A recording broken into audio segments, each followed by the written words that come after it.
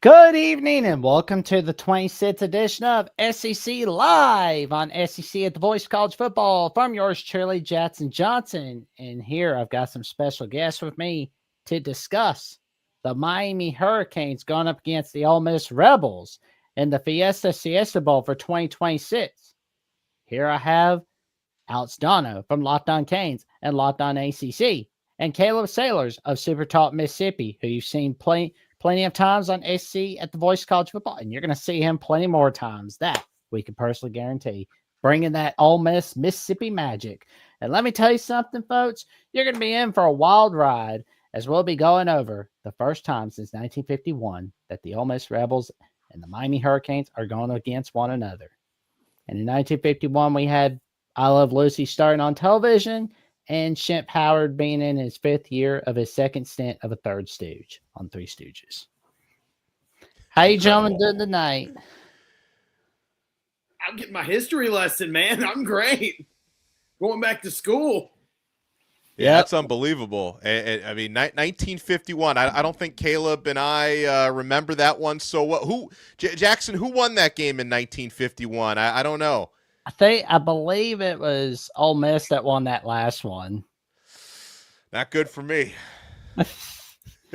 Oh man, my grandfather was like barely alive at that point. Oh man. Yeah. Oh, my mistake. It was Miami. So it's like everything was in black and white back then. Yeah. My 20-7 Miami. Hey, they're gonna go for 2 in a row against Ole Miss. Oh man.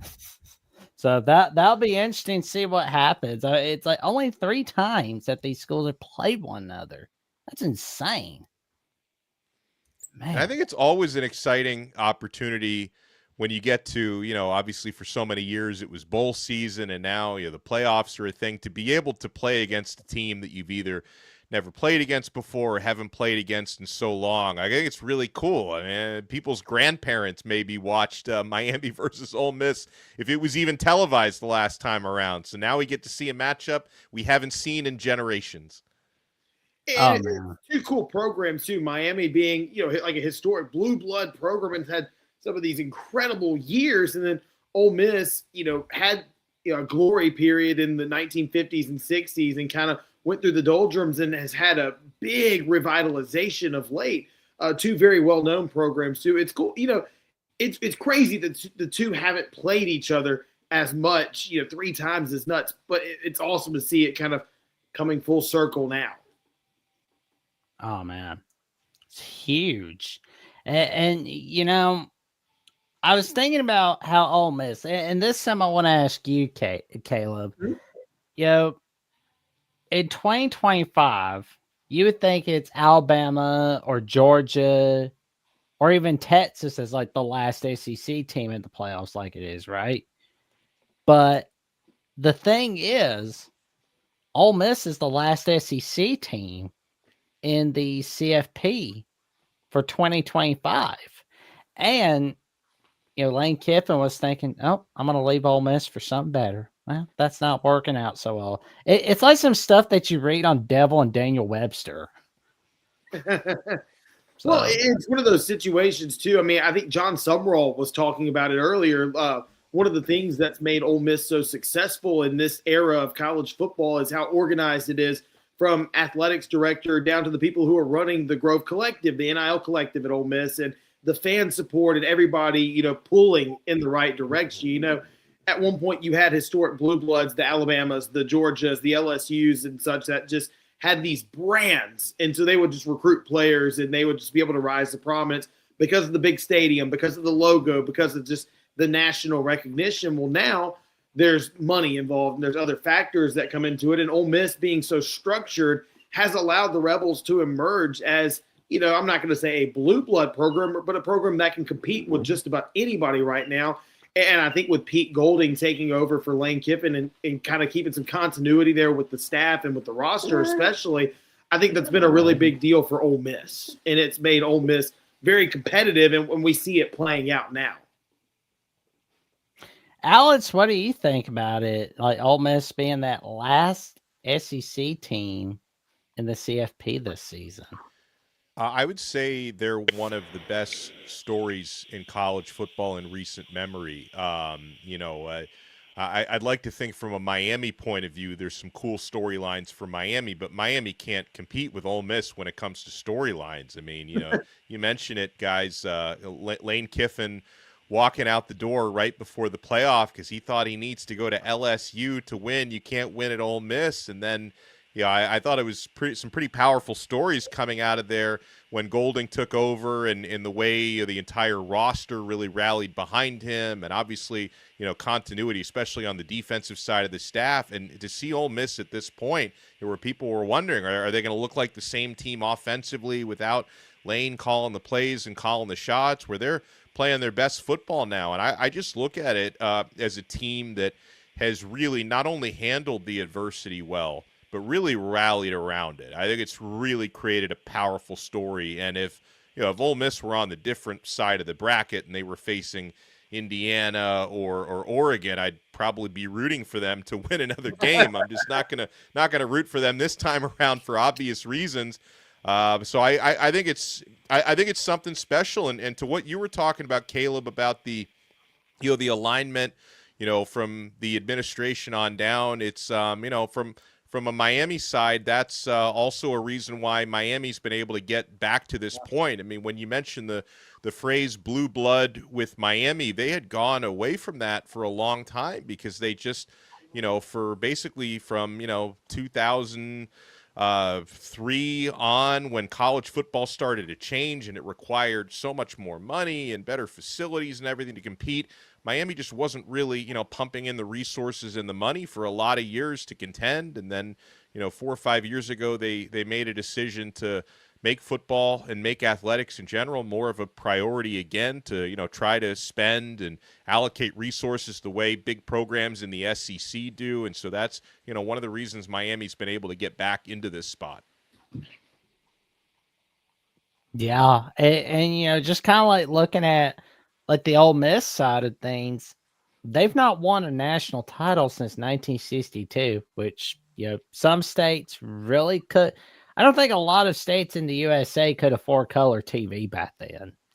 Yeah, But yeah. if And you Ole had Miss color didn't know that TV, you're Ole Miss didn't know that it won a national championship until after the game, too. It's not like Ole Miss was competing in a national championship game. And so, Ole Miss has never been in this moment before. Ole Miss has never played for a game that will determine that they're the national champions. They were, dependent on papers at that point. So this is a huge, huge, huge opportunity for a program that is looking to cement itself, especially with all the turmoil with Lane Kiffin leaving and trying to seek a quote-unquote greener pasture at LSU, not denying that the LSU job is incredible. It's an incredible job. But Ole Miss, that doesn't stop the mission. That doesn't stop, the pursuit of, hey, why not continue this pursuit of a national championship? Why not continue to prove that, hey, we're not here because of one person. We're here because of the structure, because of the machine. And it's a really, really, really pivotal moment in Ole Miss athletics history. But I still think the success in the transfer portal and retaining just about everybody on the roster has proven that, Ole Miss may not win the national championship this year. They may win the national championship this year, but the program's not going anywhere. Man. Well, I'm going to enjoy it so much if this happens because I want to see some history get made like so badly. But honestly, it's going to be a fun one between the Rebels and the Hurricanes. And we will definitely give that a huge breakdown in just a little bit as we've got a message from the man himself, Mark Rogers, discussing BOCFB bets. Hit it. College football is even more exciting when you've got some action on the line, and the games are even better when you're cashing in. And the Voice of College Football is the place to be to get the greatest value. Start with my picks. 75% against the money line, 58% against the spread, and I've got a 40-plus year track record. 11-0 in the college football playoff for me last year against the money line, 8-3 against the spread. And I'm just the warm-up act. Steve Merrill of Wager Talk is our ace in the hole, show stopper. 7 years with the Voice of College Football, over 30 years in the industry. Steve gives us analysis on all the big games, but you can't miss Steve's weekly under-the-radar pick. 28-12 against the spread the last 3 years. You also get picks from some of our top analysts here at the Voice of College Football, including Corey Bratta, Matt Zemek, and Steve Dace. Check out those numbers. Become a YouTube or Patreon member for just $99 per month. Go to the main channel on YouTube, click join, and then select a betting tier. Do the same thing on Patreon. Make 2025 a winner now. That's why you go to Mark Rogers, you go to Steve Dace from the Michigan Podcast, you go to Matt Zemek from USC Primetime Live, USC at the Voice of College Football, and Trojans Wire for that magic on USC. And, of course, you go to Corey Bratta from the Hawkeye of the Storm, and, of course, for those under the radar pits to week, you go to Steve Merrill from Wager Talk, all right here on the Voice of College Football. All righty, so we've got a big one we're going to preview. Miami Ole Miss. What do we need to look out for from those two teams? The strengths, especially for those who have not seen either one all season. I don't know how you couldn't, but, let's start with Alex, and then we'll go with Caleb. Let's start with Alex. I mean, for Miami, the biggest strength is the defensive line. It's just, that you can game plan for them. You can't really block Ruben Bain and Akeem Mesidor. A couple. I mean, I thought the team that was sort of dealt with them the best was, Louisville, who was one of the two teams to beat Miami this year. Were able to do a decent job of kind of negating Ruben Bain and Akeem Mesidor with a really quick passing game, and they were able to kind of keep that rhythm up. And Miami played probably one of their two worst games of the season that year, which sort of kind of just created this perfect storm. And Carson Beck threw 4 interceptions, but I thought they dealt with that pass rush very well. But again, it's something you can try to scheme against, and I'm sure Charlie Weiss Jr. and company on the Ole Miss staff are going to do whatever they have to do to try and negate that. But it really starts with the pass rush for Miami. The entire defense has played well this year, which has been a very pleasant surprise because Miami's defense last year was the reason why they missed the playoffs. They couldn't stop a nosebleed defensively. They brought in a new defensive coordinator, Corey Heatherman, who was able to completely turn that unit around. I mean, they play disciplined, but they also are very aggressive, and they really get downfield or upfield when it comes to rushing quarterbacks. And then, for Miami offensively, they want to play physical on that side of the football as well. I think it's non-negotiable in a game like this to, try to keep Trinidad Chambliss off the field as much as possible for Miami to establish a running game and kind of control the clock and control the pace of play. Mark Fletcher Jr. On the ground has actually had probably his best 2 games here in the playoffs. He's been a stud.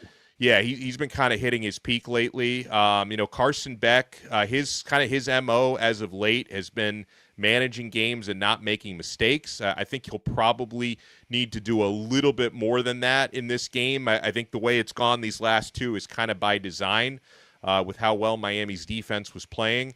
But yeah, I mean, for Miami, it's physicality is the name of the game. I know that these teams, and one of the reasons why I love this matchup so much is I think these teams are both so different. Where in my opinion, Ole Miss would love to turn it into a shootout, where Miami would like to turn it into like a heavyweight title fight and just try to kind of control the physicality up front. So I think it's a really compelling matchup, and in some ways, I think Georgia would have been like a better stylistic matchup for Miami because Miami tends to do best against the teams that just like to line it up and play physical. It's hard to beat Miami at their own game, where Ole Miss is going to throw something very different at the Hurricanes. So I think that makes it fascinating on both sides of the ball.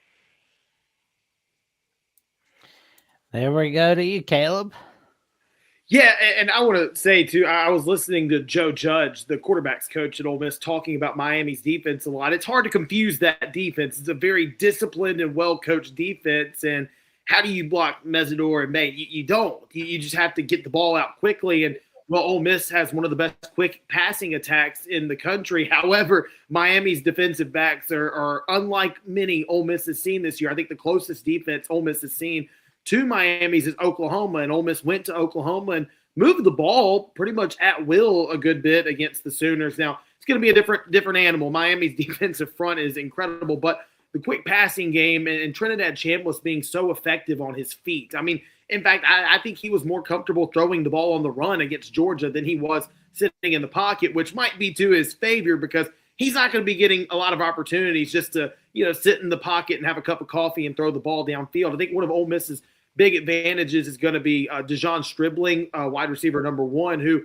was winning in one-on-one against Georgia. And anytime they got him isolated with a defensive back, he won those battles. He's going to have to win those battles again on Thursday. Defensively, the Ole Miss defense had a really, really bad drive in the first half against Georgia where Singleton and Stockton just ran the ball, just gashed them, just methodically up the field, 5 or 6, 7 yards per carry. And then the Ole Miss defense buckled down and started limiting Georgia's rushing game. And it came in the form of linebacker Centarian Perkins and TJ Daugherty being more aggressive and getting to the ball carrier. And I think Ole Miss is going to have to not only put pressure on Carson Beck, which is something Ole Miss did last year when Beck was playing for Georgia, but they're going to have to be effective in the rushing defense game as well, and not just let the running backs. I mean, Miami's got 2 that can just run freely at any given moment. They've got to be, really, really disciplined there. And another element of the game offensively for Ole Miss is Kejuan Lacey's going to have to get established. Is it going to be easy? No. Is he going to run for 150 yards and 3 touchdowns? No. But if he can get, anywhere between 75 and 90 rushing yards and a touchdown, maybe 2, and just give Ole Miss something in that ground attack to keep Miami's defense honest, that'll be to Ole Miss's favor. But I mean, like you were saying, Alex, I think this is such a unique matchup because the teams are so different in what they do, yet they're so disciplined in what they do. Ole Miss is so disciplined offensively. I mean, that fumble in the Sugar Bowl was so rare by Kejuan Lacey. That never happens. And so Ole Miss does what it does. It doesn't turn the football over. Miami's definitely going to want to turn them over and play ball control. Ole Miss also likes to score as quickly as possible, and you're going to see Ole Miss try to do that, score early and often in this game and keep the pressure on Carson Beck rather than having Trinidad being the one under the gun. But I'm telling you, I'm really, really eager to see because I have genuinely no idea what's about to happen. Yeah, I'm waiting to see what's going to happen between both these teams. And, and you talked about Fletcher a little while ago, Alex. He's been a baller. It's you might as well play the ballroom blitz song while he's running that ball. I mean, he's just rocking and rolling on everybody. Yeah, and he's really just kind of the nature of the 2 defense Miami has faced so far in the playoffs. 2 really good rushing defenses in Texas A&M and Ohio State. Fletcher's been extra important because Miami's had trouble really getting Gerard Pringle going, who's their true freshman running back, who's better on the outside. He's quick. He's got some breakaway speed, but just really haven't been able to get Pringle going. You have to wonder if this is a game where he might be able to find some more running room. But really, the game plan running the football for Miami has been, hey, Mark Fletcher is 225 pounds. Just and Miami obviously a physical offensive line that can kind of start that push up front. But it's really been Fletcher running over people to this point has been how they've gotten that running game going, and it's just like. It feels like Fletcher has kind of had an extra gear in the playoffs. Like you saw it at times during the regular season, but he's been running so hard. Like I hope he still has enough gas left to get through another game or 2 because he's been running so hard these last couple games. Yeah, and I'm ready to see some Kejuan Lacey and some more Trinidad Chambliss. Like they are really going to get it rolling, like they did against Georgia. Yeah, on the Lacey front, I mean, he's going to have to be effective in breaking tackles. And Lacey is one of the best backs in the country at, shedding 1 or 2 tackles whenever it matters. And he doesn't usually go down on the first line of contact. Trinidad, on the other hand, if you look at him the wrong way, he's falling down. He's not a tackle breaker, but they're going to have to be extra aggressive and physical in this game. But I really do think the biggest matchup to watch for is the tackles. Diego Pounds and Jaden Williams are going to have their work cut out for them. I mean, every bit of the game. And if those 2 can hold up and give Trinidad just a semblance of time, Ole Miss is going to find, matchups they like. And they're going to find, defensive back matchups they like with Stribling or with Trey Wallace. They'll try to get Daquan Wright, the tight end, involved. But you're 100% right. They're definitely going to want to get Keywan Lacey involved, because I mean that's the only way to keep Miami's defense honest. If they can't run the ball at all, I mean that pass rush can get home without any help from the linebackers. And so it's a tall task. I mean, this is going to be the toughest defense Ole Miss has faced this year. Oh yeah. And that's another thing too, though. Is like I've heard a lot about the Miami defensive line. Like they can get pretty treacherous on people. Like, how dangerous are they exactly, Alex? Let me say one thing real quick, because Caleb, mentioned the best, defense that Ole Miss has faced. I would say Ole Miss has the best offense Miami has faced, which is another reason why it's like I can't wait to see how this plays out. But Miami's defensive line has been so successful this season. I've covered a lot of defenses over the years with the Hurricanes and the Miami Dolphins as well, and I've never seen a single defensive line that's as effective as the one this year.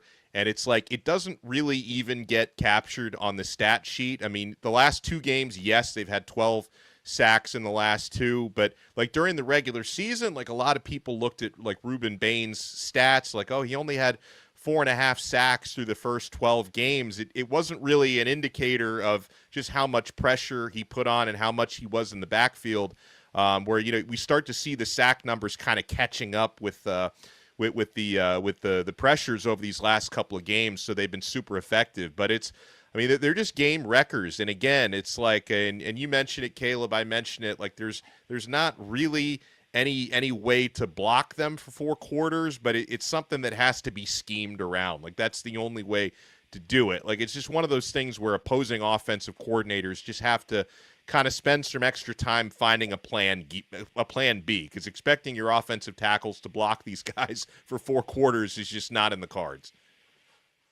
And that's precisely what Ole Miss did against Oklahoma. Trinidad was just rolling out, whether it be to the right or to the left all game, and misdirections and trying to throw them off. Again, this Miami defense is so – Alex, it kind of reminds me of Ole Miss's defensive line last year with Walter Nolan and Jared Ivey and J.J. Pegues and Princely Umami Ellens and Terrion Perkins off the edge. I mean, they had Carson Beck in absolute prison when Ole Miss played Georgia last year. And so it's kind of going to be reminiscent with that defensive line. Just going to have – I mean, Trinidad's going to have to play his best ball.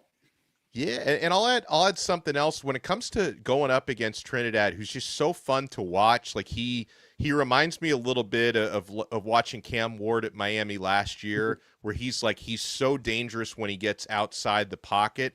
I think in a matchup like this, they can't overcommit to sacking him. Like I think that the commitment has to be containing him, because I think if you try too hard to take him down, he's either going to elude or he's going to shed the first sack attempt, and then he's really going to get dangerous because he's always got his eyes downfield and he's so accurate, which is something like Miami has faced a handful of quarterbacks this year who can run, but none of them who have that sort of downfield accuracy that Chambliss has, which just makes him extra dangerous. So I think this is a game where Miami's D-line is going to have to be disciplined. Like they can't overcommit for the sack every time. I think kind of trying to keep him contained in the pocket is what they have to do.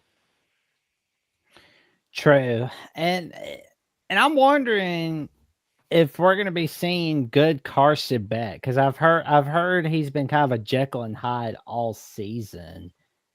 Yeah, I think all career he's been a bit of a Jekyll and Hyde. I'll say one thing. He looks a little bit like Mr. Pink, although he, like Mr. Pink, he's waiting on Mr. White to get out of his emotions for a bit. Yeah. But he looks exactly like Mr. Pink. But anyway. Yeah, I mean, I would say though that this season he's been more Jekyll than Hyde. I mean, I've actually been pleasantly surprised, like watching him and covering him this year, because when he left Georgia, like I heard a lot of the complaints from Georgia fans and the warnings and stuff. But I mean, he's actually, maybe the change of scenery has kind of added extra motivation. But he's been a sensational teammate this year. Like, people were talking about, oh, does he take football that seriously? I mean, his work ethic has been phenomenal, really intelligent. He's a film junkie. His teammates love him. They play for him hard. And this was, a lot of the same teammates that played with Cam Ward last year who command so much respect, still respect Carson Beck the way that they respected Cam Ward.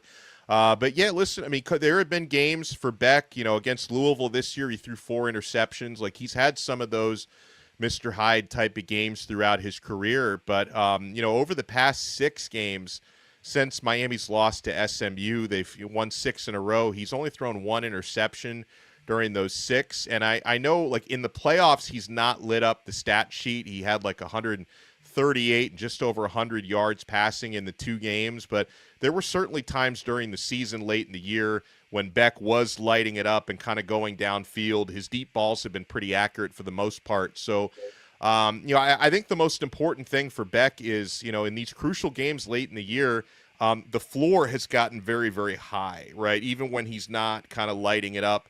He's been taking care of the football. He's been making some smart, timely throws. He's been good on 3rd down situations. He hit a big 4th down to Malachi Toney against Ohio State. So, and again, I think one of the most important things is he's got to be at least, kind of better than average from his point of view. Like, if he has a bad game and he throws multiple interceptions, yeah, Miami's probably going to lose to Ole Miss, right? I think Ole Miss is too good for Miami to be able to overcome a 2 or 3 interception game. So he's got to take care of the football at the bare minimum. And, I think Miami's got to get some of their weapons involved, from Malachi Toney, C.J. Daniels at receiver, who's been on a good stretch since he returned from injury, and Keelan Marion. I think the passing game is going to have to do more than they've done the last couple of games for Miami. What do you think, Caleb?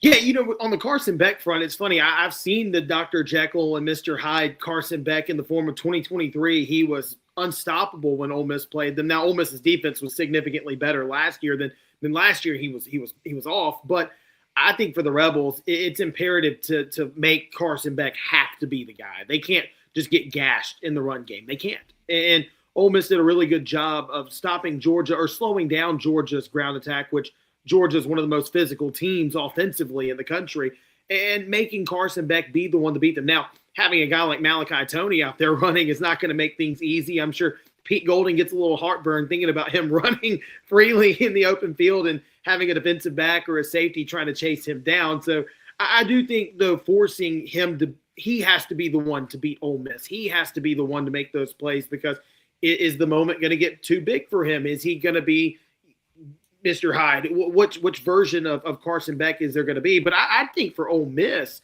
that the Rebels don't need to get behind the gun like they did against Georgia and making mistakes.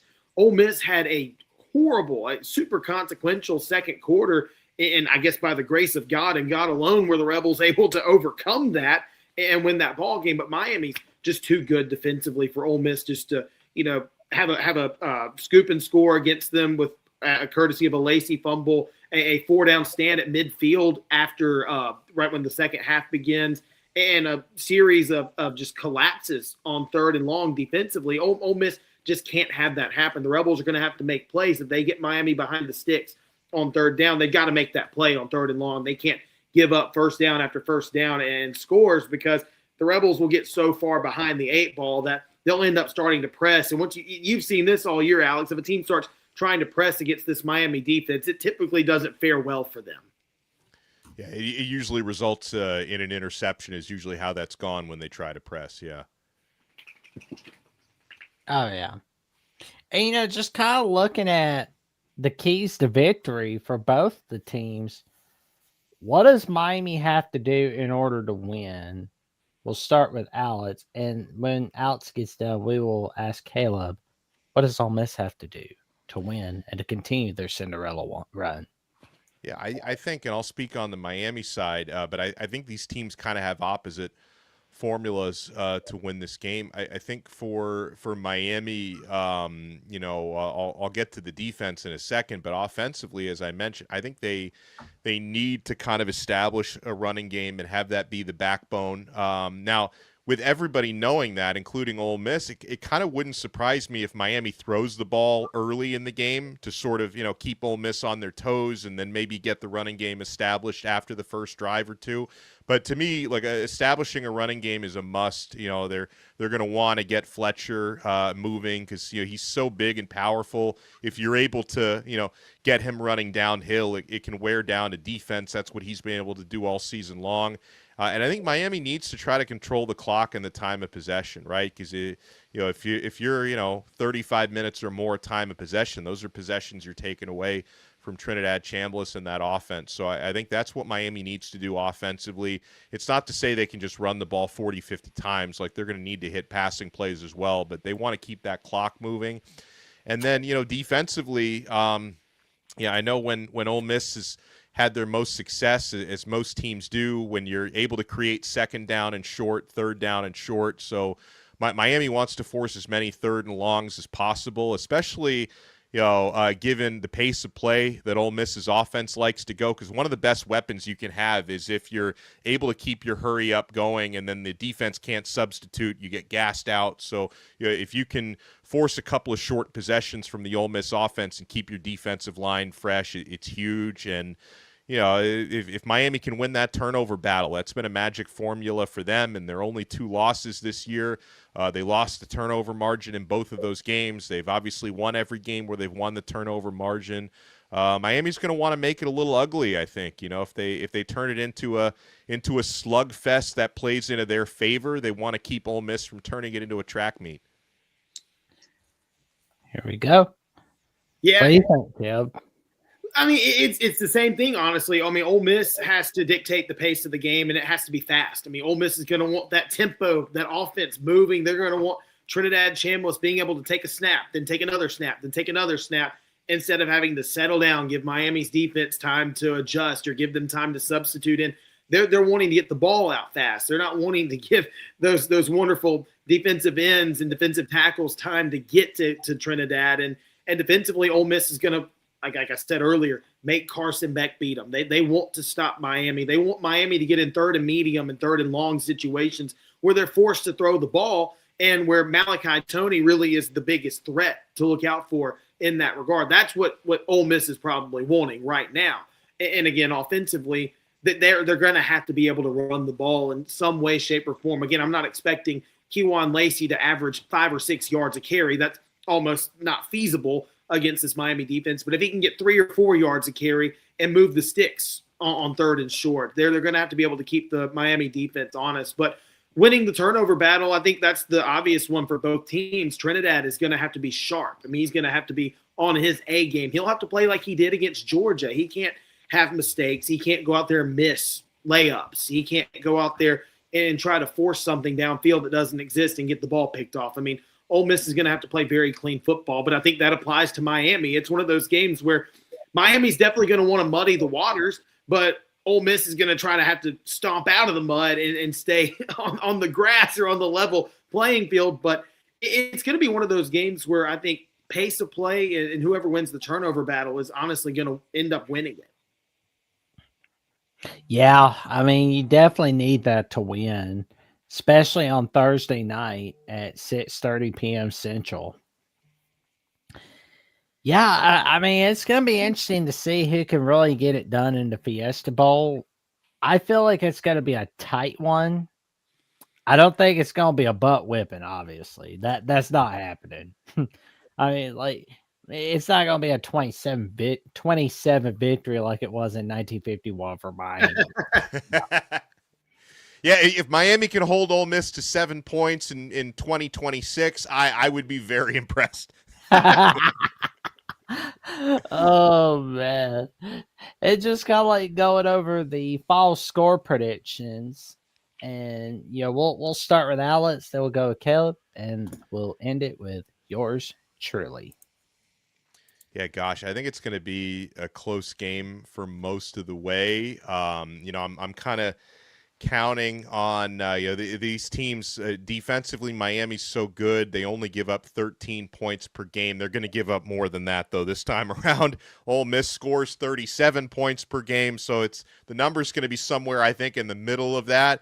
I think again for Miami, if they can get a turnover or two to create short fields, I'm going to go Miami 31-24.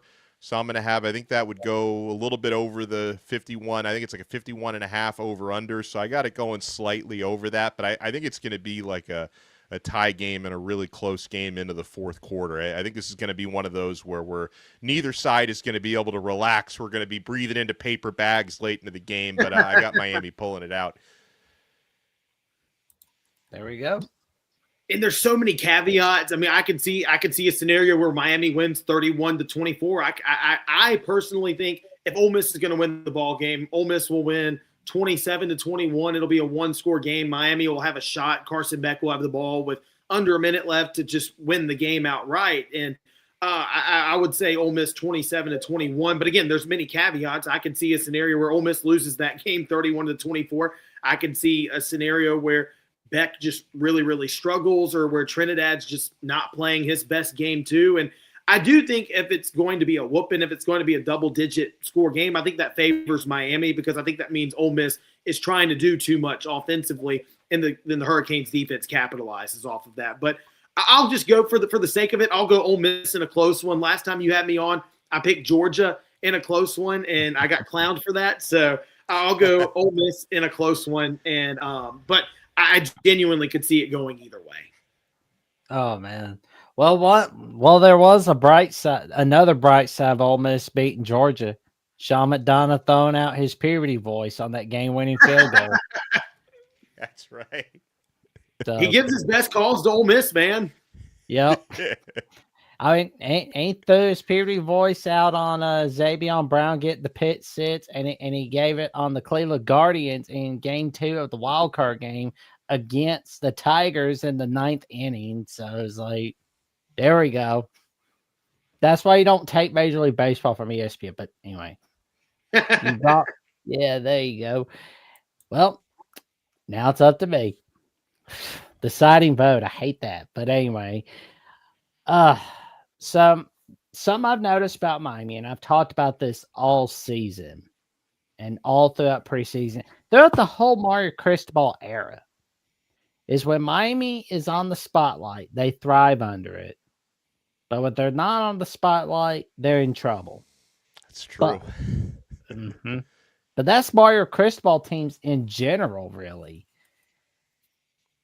And this game, Miami is definitely under the spotlight.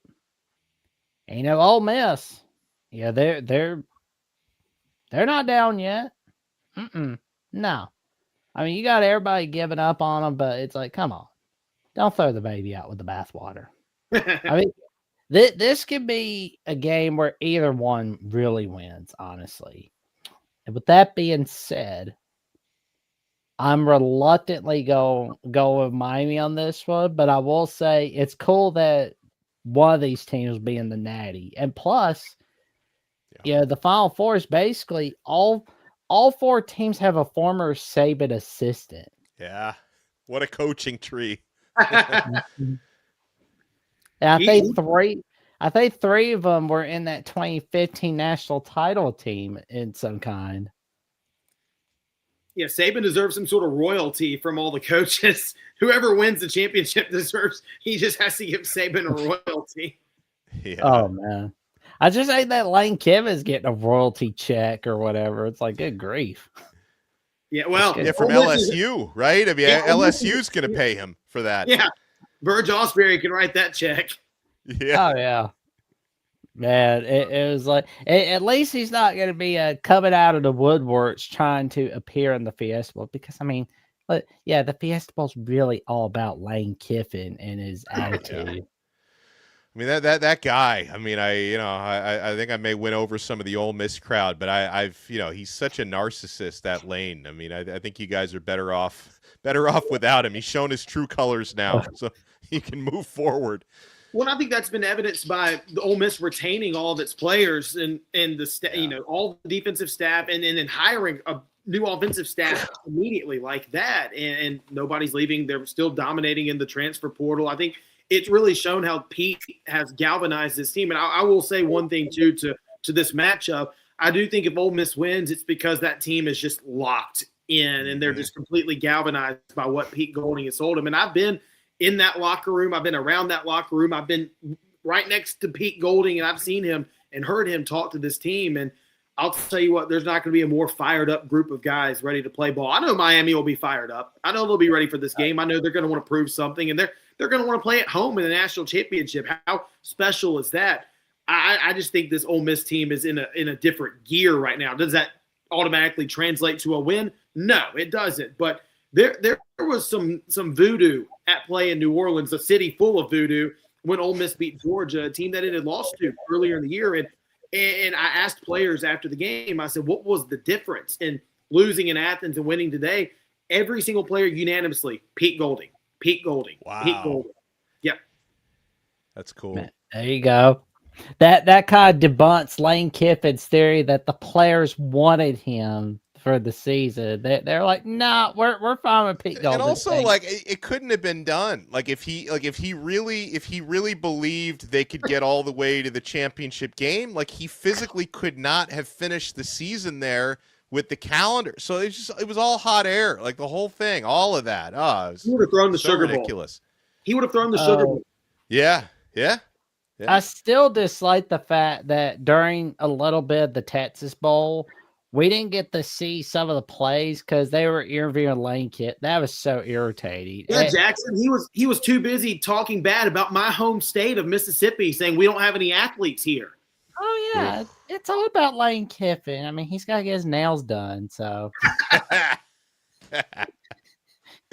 Oh, man. Like, there really should be a South Park episode on him, I swear. Oh, there should. Oh, man. Like, I don't know what the parody song would be, but they'll figure it out. I mean, like, he looks like the type of guy that would get mad and pissed off at South Park making fun of him. Like, he would. Because it'd be like, that is not what I look like. Number one rule, if South Park makes fun of you and you get mad about it, that's who they're making fun of. Yeah. Oh, man. I love getting the rail on him every chance I get. But gentlemen, what magic are you cooking up on? Let's start with you, Alex. What are you cooking up on Locked On Canes and Locked On AC? Because you got some magic on Locked On Canes, but also with Kenton Gibbs at Locked On ACC. Man, I almost forgot his name for a moment. And it's all Miami versus Ole Miss all the time. I mean, there's been so much chatter about this game, and I'm sure Caleb feels the same way on the Ole Miss side. It's like just the opportunity to be talking about national semifinal game. I mean, this is rarefied air.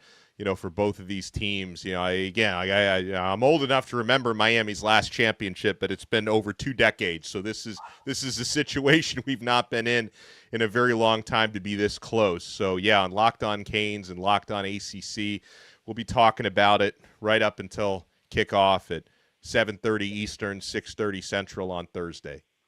There you go, man. Tell your friends, your family, and the cashiers at Publix about the magic that Alex brings on Locked On Canes and Locked On ACC. Your teams every day. Caleb, what magic are you cooking up on Super Talk Mississippi, good buddy? Yeah, man, I'm getting on a flight tomorrow. I'm getting on several flights tomorrow, heading out west to the desert. I'll be out in the Glendale and Phoenix area, and I'll be keeping everybody covered. You can find me on X at Caleb Sailors ST, as you see in the handle below, and at supertalk.fm. I'll be everywhere, man, interviewing, trying to get players, trying to get former players, talking to most likely the Ole Miss athletics director. I'll be talking to fans and literally everybody. And, this is a momentous occasion. Alex, you mentioned it. This has never happened in the state of Mississippi's history before. This has never happened, not just for Ole Miss, but any team in the state of Mississippi. So there are even people that pull for Mississippi State that hates Ole Miss that are like, you know what, this is bigger than this rivalry.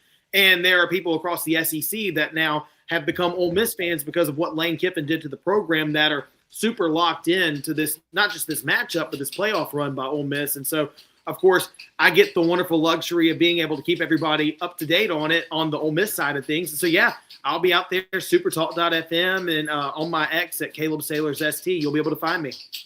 There you go. Tell your friends, family, and the cashiers at Publix about the magic that Caleb Sailors brings on Super Talk News for Ole Miss Athletics.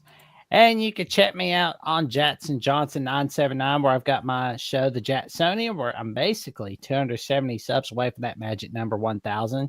You can check me out on Alabama, The Voice of College Football. We believe that we've got the call-in show this week moved up to Wednesday, tomorrow night at 9 p.m. Central, because we want to avoid the competition with the CFP playoffs. And, of course, I think me and a few rowdy friends like Andrew Miller, Tucker Harlan could be doing the Miami Ole Miss postgame show right after the game on SEC at the Voice of College Football right here. And for more updates, what I've got going on SEC at the Voice of College Football, the Jacksonian, Alabama at the Voice of College Football, much more. Check me on JatsVCFB on X/Twitter and on Instagram page, Jats Johnson 543908. I really need to change that Instagram handle. And with that being said, like, comment, subscribe, click on the notification bell to SEC at the Voice of College Football so you never miss another video whatsoever. We are 696 subs away from that magic number 2,000. Love to get there before we get halfway done with 2026. And we're just getting closer to 2026 getting started. I know it's the 6th day of January, but still, though, there's plenty of days till the next football season. And tune in for Miami Ole Miss. That's going to be a fun, wild ride. And like, comment, subscribe, click on the notification bell so you never miss another video whatsoever. And we will see you soon. Good night, everybody.